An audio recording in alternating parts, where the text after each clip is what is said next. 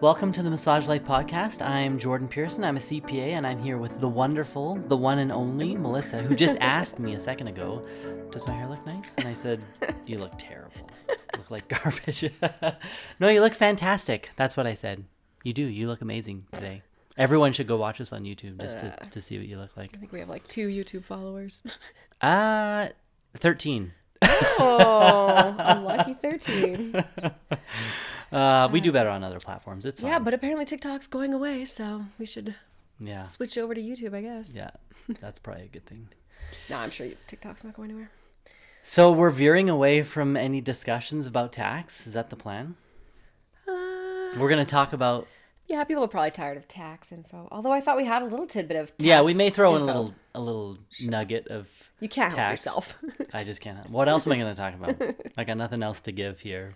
I guess so. Color commentary. Yeah. We do have a guest coming on next week, which is exciting. Yeah, so exciting. Yeah. We got to figure out the logistics. It could be a total gong show, but whatever. We'll try. Yeah. Yeah, we were thinking that would be a fun thing to do, instead of people just listening to us all the time. Yeah. Yeah. Okay, so what are we talking about today? Yeah, so what I wanted to talk about was massaging family members. So you're always griping on me for not massaging you, right? Yeah. But I have some evidence why massage therapists may not want to massage their family members. I do not approve of this episode. You're like, that's it. Yeah, I'm out. That's really what we're talking about? Yeah. Why you're not allowed to massage me? I'm offended. Not allowed is not the right term, but it's just a topic of discussion. I'm folding my arms because I'm defensive now. Okay, what is... Okay, so it's definitely nuanced and it's kind of a gray area. But Okay. that's what I want to talk about is the gray area. There's always interesting conversations, right? It's Right. not always black and white. So maybe we should preface this by saying, take everything with a grain of salt. Right. It's not like our position is that you should never massage family members and it's the worst idea ever. But it's always interesting to think about things like this and just, Yeah, I don't know. just talking about them for sure. So the first thing I wanted to talk about was insurance within Canada. So most of the insurance companies do not allow you to massage family members. Like if you have a receipt and the massage therapist is your family member, that will usually not be covered. And direct bill for it. Well, direct bill or given a receipt and the person submitted on their own. Yeah, to submit for insurance. So Right now I'm specifically talking about insurance. Now, Okay. each insurance company, in Canada, there's over 40 different, well, there's lots actually. There's lots of insurance companies. There's about 40 that we can direct bill. There's more than that even for general insurance purposes. Right. They all can set their own rules regarding this. So I'm not speaking for all of them, but for the majority that I've seen, they have a clause in their pamphlet that says that you cannot, that's not allowed. So I'll read exactly here what Green Shield said. So they have a little booklet, and part of it says that these are things that they won't cover. So services or supplies that, and then there's this big long list, and it's things like if the practitioner, if their license was revoked, if the services are being provided solely for aesthetic services or like recreational or sporting activities or like just these different weird things that they won't cover. Yeah. And on there, it says if the services are provided by an immediate family member related to you by birth, adoption, or by marriage, and or a practitioner who normally resides in your home. An immediate family member includes a parent, spouse, child, or sibling. So it won't be covered. Now, maybe you've gotten away with that in the past because maybe you have different last names. Like, how are they really going to know? Also, a lot of the time when you're submitting a receipt, it's kind of by audit only. And so, it's not like they're looking over each receipt with a fine-tooth comb and, oh, this practitioner has the same last name as you. Oh, maybe you're related. Oh, I'm going to, inquire about that. Like, it's often by an audit only basis, and so they may not know. So you might say, well, I've submitted receipts before for family members and it's been approved. Yeah. So what's wrong with that? I would bet that a lot of them nowadays have systems in place to catch stuff like that where it's automated. Right. That's if I submit a receipt and the therapist has the same last name as me, right, that would just be an automatic red flag, right? Surely they would set up systems in place to catch stuff like that. Yeah, who knows? Yeah. But yeah, this makes it very clear it's not allowed.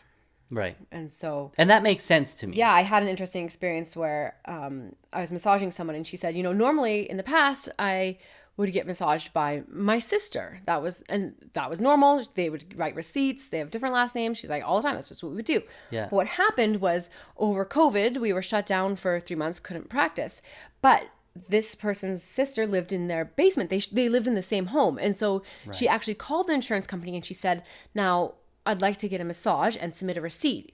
You're going to see a massage receipt and be like, oh, what's happening? Like, massage therapists are not allowed to practice right now. Why are you submitting a receipt? This must be fraudulent. And she said, I live with my sister who's a massage therapist. And they said, Should have said, I live with this person who's my friend.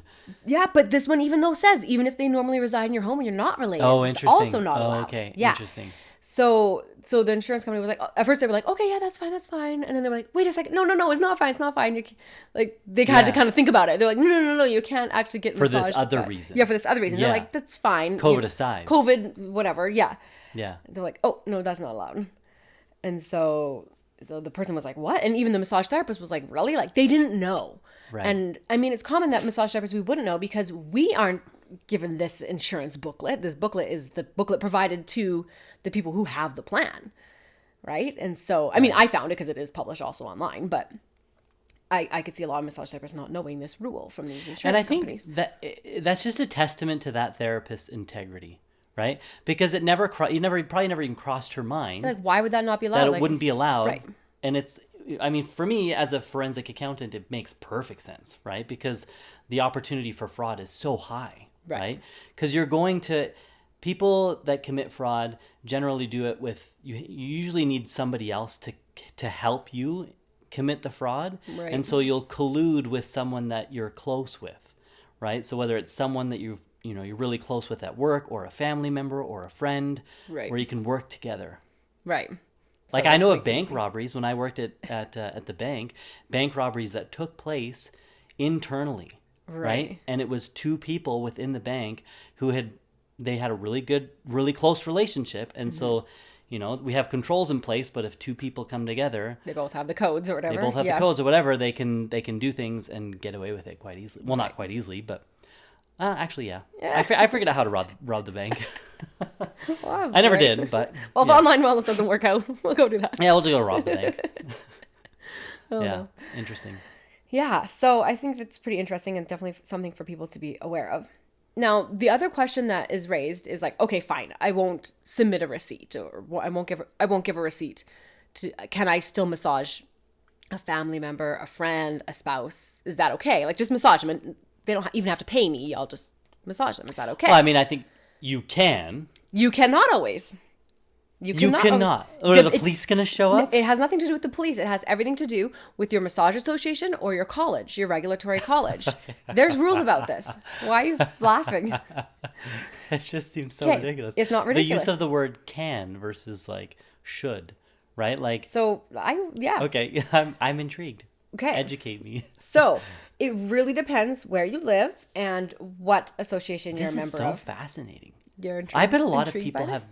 Have never even thought about this? Yeah.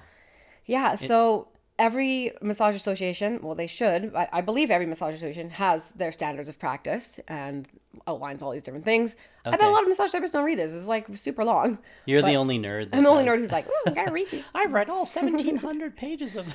Yeah. So, like I said, every association is different. I have not read all of the standards of practice for all of the associations, so I can't speak to all of them. I'm a member of MTAA, and I can read what the standards of practice are for MTAA. I also have standards of practice for SOMOTA and CMTO. So I won't read them all because they're kind of boring. Like, read every word, but I'll let you know what it says. So the MTAA one has a section on treating family or friends, and they lay out their standards of practice by like the condition, the task, and the standard. So the condition says family or friends of a massage therapist are seeking massage therapy services from a practitioner with whom they have an existing personal relationship.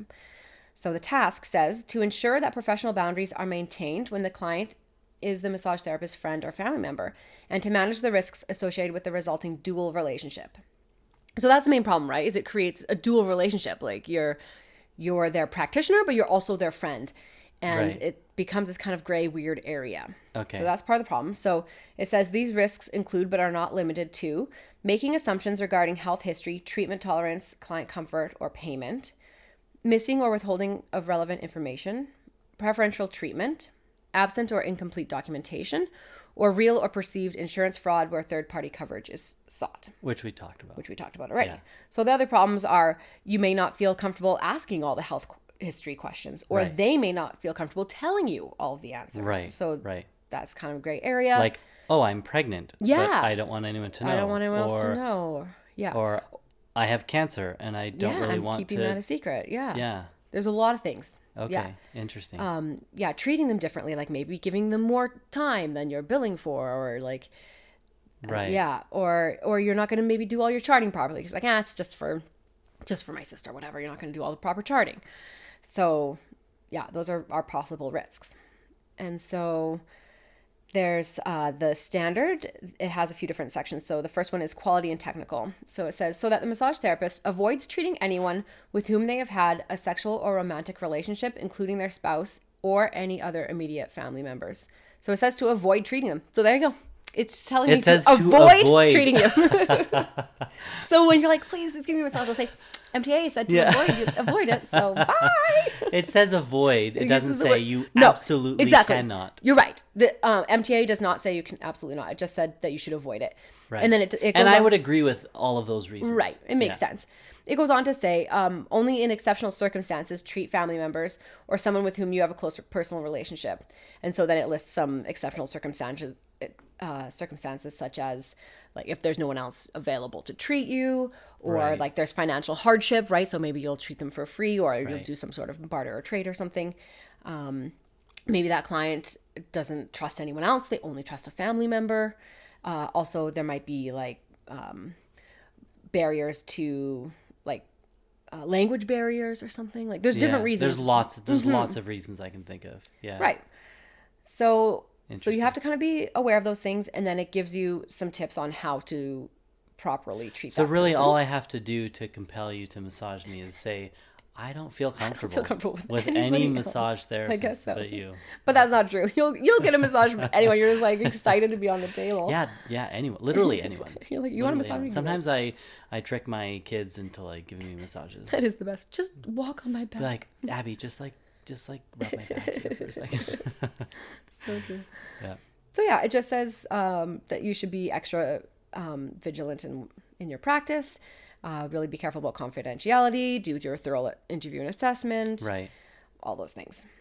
And So that was MTAA. that's MTAA. Okay. What do the other associations say? The So- same type of.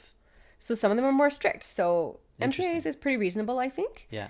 And I'm not bashing anybody's No, you're just laying things. out. I'm just You're just telling laying you out what they're the saying. facts as they are. Yeah. Yeah. So we'll look at Samoda. So they're the Canadian Massage and Manual Osteopathic Therapist Association. And they have a whole section. Theirs is quite long. So they remind you at the beginning here of their policy that this is their rule, but if you are also a member of a regulatory college, then you need to follow that first. Like that trumps Oh, interesting. this because they're Canadian wide, right? So Right. yeah. So there says that the purpose of this is to clarify family members, treating family members. And it says, so it's currently allowed, but it is strongly discouraged. Okay. And then it says, so same thing as far as a family member is defined as a person who's a child, sibling, parent. Yeah. And then, or a person who is either married to or in a common law relationship with a child, sibling, parent, grandparent. A spouse is not included in this policy. So they have a separate policy for spouses. Okay. Okay. So yeah. So it's a family member or someone who they have a romantic relationship with. Right. Oh, no. So theirs is very confusing. I seriously had to read it like 5 times and I thought I understood it. Now I'm reading it again. I'm like, actually, I'm confused. People have turned off this episode. Yeah. Maybe. Yeah. Okay. Keep I think going. it's interesting. I'm So- intrigued. Okay, Yes, so this it is says really a interesting. romantic partner is not included in this policy. So they have Okay. they have 3 policies. They have like the family and friends, and they have the spouse, and then romantic partners. Okay. So it says if you're treating family members, it should be performed to the same level and standard as the general public. Obviously, that's Right. true. So it says it should still take place in a clinical setting, that it shouldn't take place in your home unless you have a clinical setting set up. Like you shouldn't just be like, oh, come on over. Right. All of a sudden now you're treating your home. It's not a clinical setting. So like I Right. said, it has to be in a clinical setting. It says you can bill your family members. The massage should occur within normal business hours. and you need to document it properly. Right. And then it says reported non-compliance with this policy would result in disciplinary action through Samoda's disciplinary complaints policy. I would love to know Pretty if they've actually ever Yeah, I don't know. It'd be interesting to talk to someone from initiated any disciplinary Yeah. proceedings against a therapist who was non-compliant. Samoda. Yeah, Yeah, with that specific rule. right. So that's their section on family members. I think I accidentally said friends as well. This doesn't outline friends. It's just family members. Okay. Okay, so that's their section on family members. And then their section on romantic partners. Okay, so it says, I'm going to read it exactly so I don't mess it up. Yeah, okay. Okay, a romantic partner is defined as a person who is involved in either a dating or sexual relationship with the therapist, but does not include a person defined as a spouse. Okay. Okay. And it says a romantic or sexual relationship with a former client may not be pursued or entered into by a therapist until a 12-month period has passed following termination or discharge of the professional relationship. So you can't massage someone unless it's been 12 months. And this is like if you were dating someone. Read that. I understood that the other way, that you can't date someone until after 12 months. Okay. Wait, well, how did I say it? Did I not say that? That you can't massage someone until after 12 months of the termination of the relationship. Well, I think can't imagine you would ever it's either massage- way. Yeah, you're like, I don't want to see you go away. Like, go Your away. ex, yeah. I can massage you in 12 months, but I never want to see you again. Right. Right? Yeah, it says a romantic or sexual relationship with a former client may not be pursued or entered into by a therapist until a 12-month period has passed following termination of the professional relationship. Okay. Yeah. So if I wanted to date a if you wanted therapist- to date a massage therapist, you'd have to wait I'd have to 12 wait 12 months. months. Yeah. Interesting. Right? That's their rule. That's the rule. Okay. Okay. Does that make sense? And they don't give any reasons why. They just say one this doesn't is what say- the rule is. Doesn't say too much. Yeah. Okay. Just says this is the rule. And then where's their spouse policy? Yeah. So the spouse policy says a spouse is defined as a person who is either legally married or in a common law relationship. And it says a romantic partner is not included in this policy. So that's where it's confusing. Oh, okay. I get it though. So you have to be like living together Yeah. or married. Yeah. The dating one was a separate one. Right. Okay, so it says treatment of a spouse is to be delivered at the same level and standard as the general public, and then the same rules, like it needs to be a clinical setting within your regular business hours, yada yada. So you can massage your spouse or a common law partner.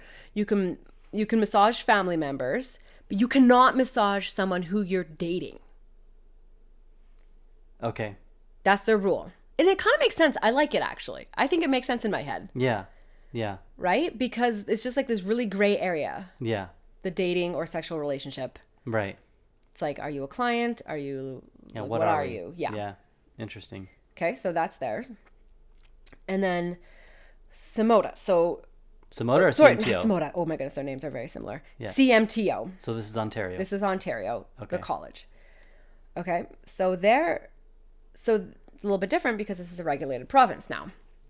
So their standard, treating family or friends, says certain situations create the need for extra vigilance in the maintenance of boundaries. Any romantic or sexual relationship with a client, including a spouse, is always considered sexual abuse under the Regulated Health Professions Act. What? Yes, they're super crazy strict. Wait, read that again? Any romantic or sexual relationship with a client, including a spouse, is always considered sexual abuse under the Okay, RHPA. I get it. Okay. Even if the individual involved consents to the relationship, it is still considered sexual abuse within the meaning of the RHPA. Okay, so basically not allowed. It says it is generally inadvisable to treat family members. This excludes spouse and romantic partners who can never be treated. Never is bolded and underlined. So spouses and romantic partners can never be treated. And then family members, it's inadvisable. Okay.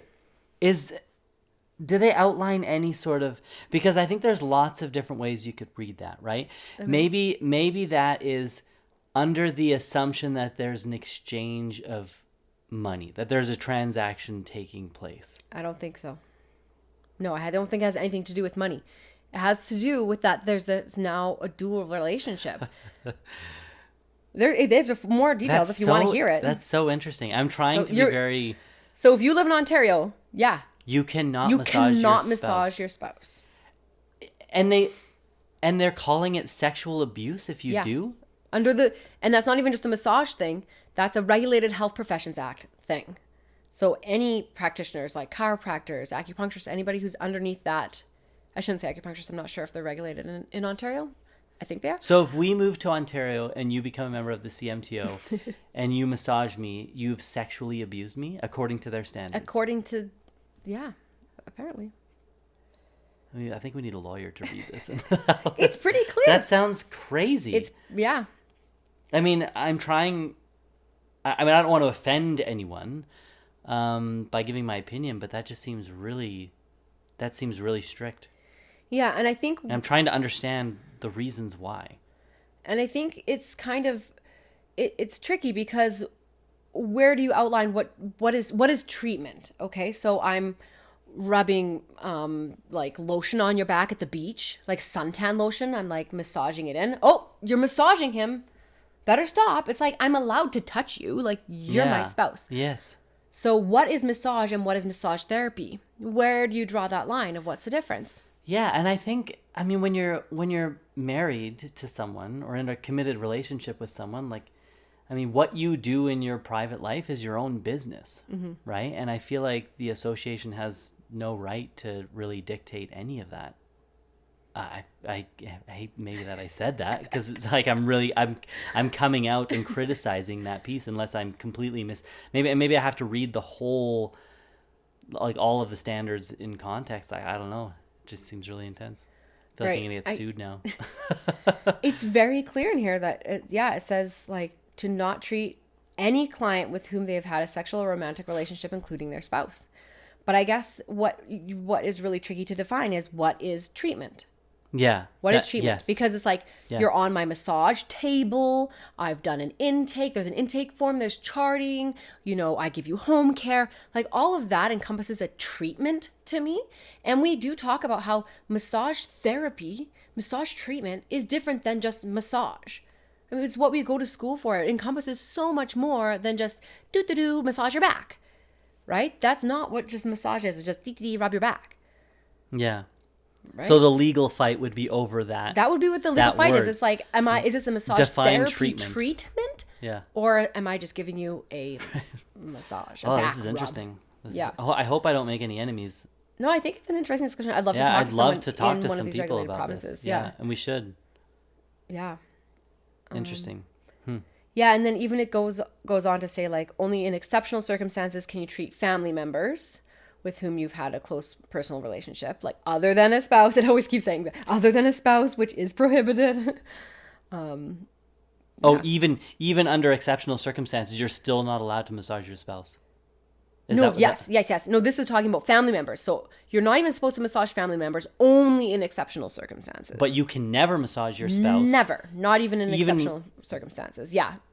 Never. It says it's prohibited. Wow. Yeah. Wow. Do you know if any of the other regulated provinces have the same? I don't know. So I haven't looked into BC. That would be interesting. I haven't looked into the other ones. Yeah.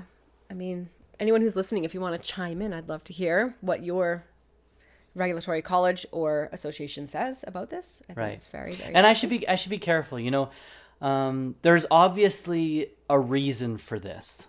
You know. Yeah.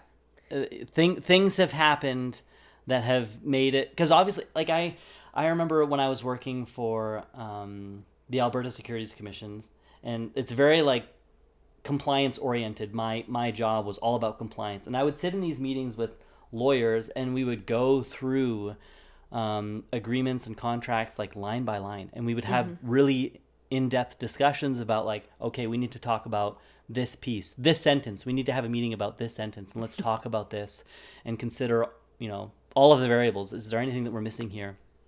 And so I would imagine the people who put this together, they had a similar discussion like the one that we're having, and there would have been reasons that were outlined to justify putting that in there the way that it is.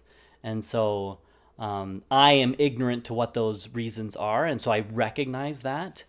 I find it very, especially considering the fact that some of these other associations have more relaxed rules. It's because And they're so- not regulated, though. I know, There's a I know. regulated health act. And there is Right. a whole section here with CMTO about preventing sexual abuse. And that's what we were like, I'd love to know the reasons. This is the reason. That's the reason, The yeah. reason says like that they take it very seriously, sexual abuse, right? Yeah. And so, yeah. As they should. and I mean, there was a recent case in BC with a very well-known massage therapist and educator, and he's being accused of multiple cases of sexual abuse. And at first glance, I'm like, oh my gosh, this is great. I mean, it is really crazy still, but at first glance, I thought they were just complete strangers, these people that he was treating. But you go on to, you can read it all on the website, on the BC's website. It said that he was in a relationship with these people outside of a professional relationship. He was dating these people, whether he was dating them first and then they came in for treatment, or they came in for treatment first and then he went on to date them. I don't know the Interesting. whole story. Okay. Interesting. And so this is the problem, right? It's like once you're in the treatment room, there's this power differential and it creates problems. It creates a lot of problems. Okay. Yeah, so I think that's what it comes down to. Yeah, this says CMTO has a policy of zero tolerance and takes any allegation of sexual abuse very seriously. Yeah, as they should. Yeah. Yeah. So, yeah, it's just like this abuse of power, I guess. Yeah, it says this slippery slope can be avoided by a clear understanding of boundaries and the limits of the professional relationship. So, yeah. Super interesting. Yeah, it's a really interesting. Yeah. Huh. And I'm just trying to be careful You're because processing. I'm on camera and this is recorded and going to be published. And so, interesting. Yeah. So Okay. I think bottom line, you need to know what your association or college says, Yeah. and you need to abide by it, whether you agree with it or not. Yeah. You need to abide by it because there's some serious consequences. Right. Like this individual in BC, it's crazy what, like, he's obviously being stripped of his title as a registered massage therapist, but then also I think he's being fined like something crazy, like $500,000 or something. I don't know, don't quote me on that, but he is being fined. And Are we allowed to even talk about this? it's published, it's public knowledge. Right. Anyone can look it up. You don't have to be a member of the BC college. You can look it up. It's in the news. So you're just stating facts. We're not giving, because I want to be careful about, I don't know, what we say about another therapist. That's Right. being And I don't know accused the of- whole story, and I would love to give this person full benefit of the doubt. I have no idea. I mean, I didn't know this And I guess person. we're not saying who it is. Right. I don't even know who it is, who you're talking Right. about. And I didn't know this individual personally at all. Yeah. But yeah, That was a I don't heavy know. I conversation. mean, it's just a sad, unfortunate situation, Yeah. for both the massage therapist and the people who were abused. Like, not okay. Yeah, you got to protect yourself. Yeah. Yeah. Yeah, because if you have, like, I'm just trying to think of some hypothetical scenarios that you should consider when, because I imagine, okay, let's say you have a family member, say a brother-in-law that wants to get a massage from you, and, he has a personal vendetta against you for reasons that you are not even aware of. And then you come over and give a massage, and then, there's some allegations that you did X, Y, and Z to him, right? Mm-hmm. Well, you never would have been in that situation if you had not, if you just abided by your association standards and not Right. massaged him or her, whatever. Yeah. Yeah, interesting. This is fascinating. Yeah. Yeah. I mean, it just, the thing that comes to my mind is the advice people give to never go into business with family, Yeah. right? It's just not something that you do. Yeah. For It can cause a lot of problems. It causes a lot of problems, and you just have to look at my family as an example, right? We won't get into the details, but it's my father started a business many years ago with his father, and it has destroyed many of the relationships in his family because of fighting over money and it's really complex, the issues, and it's really unfortunate to see that happen. And so hopefully online wellness doesn't, hopefully we don't get divorced. We went into business together. Oh no. Yeah. No, I agree. It's yeah. interesting. And I think actually sometimes having these rules outlined by the association or college is almost kind of nice in a way, because sometimes Yeah. you might feel obligated to treat a family member and you may not want to, right? Even if, or Yeah. they might ask That's for a really good point. they may ask for a lot of favors, like, hey, I know normally you don't treat on the weekends, but really hurt my back today. Can you treat me? And you feel bad saying no because it's your family member and you should bend over backwards for them. And Right. and so it's just kind of easy to just, oh, sorry, darn, the association says I can't treat you, Yeah. right? And maybe that's one of the reasons why they have that clause in there. As like a, You're like, you can blame us. yeah. That was like my mom always growing up. If she was like, you can blame me for, if you're out with your friends and you actually just want to go home, and you could say, oh, darn, like my mom said I have to be home at 8. She's like, you can blame me for things like that, right? It's Yeah. like Yeah. the scapegoat, and it's like the same sort of thing. So in a way, Right. you can look at it, like maybe you're annoyed by this rule, but maybe you can look at it as a blessing too, and just have that boundary, right? And just have a really good relationship with another massage therapist that you can refer them to, right? Be like, sorry, I can't treat you, but so-and-so can. Yeah. It just reminds me of some of the rules that your parents would have when you're a kid. And you're like, I don't understand why this is a rule. Mm-hmm. And then you become a parent yourself and it's like, oh, okay, I get it now. I get it now. Right? And hindsight is 2020. Yeah. It's like the association, the governing body, they have more insight. They should know what's going on in their profession, Yeah. right? All of the legal cases that are going on, allegations that have come forth. And so, they, as the all-powerful governing parent of the massage therapists in this particular province, Right. they can say, okay, this rule is in place for reasons that you don't fully understand, but you just need to trust us. Yeah. Right? It's like us as a parent. It's like, no, you can't do that. And I know you don't fully understand why, but like, just trust me. Yeah, and those rules are usually in place to protect people, right? 100%. The rules we give for our kids, like, oh, that we don't have sleepovers and stuff. And it's like, it's to protect you. And same with these rules. They're trying to protect the massage therapist and they're trying to protect the public. That's what it comes Yeah. down to. And Yeah. so, yeah, I like that analogy of look at them as the parent. Yeah.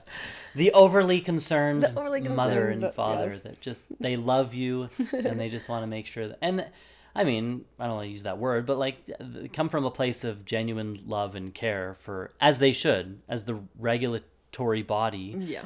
Their job is to take care, to look after the therapists in their province. And so these rules are meant to do that, Right. even though they may seem really Like strict. the overbearing parent. Yeah. Yeah. Yeah. Interesting. Wow, that was heavy. Sorry. Now I'm sad. I need some cake. Now you're sad. Okay, what's your tax tip of the week? Well, there's been some chatter recently, and I feel like this is something that comes up every year. People say, okay, you should really be careful about what you write off this year because the CRA is going to crack down on, this or that.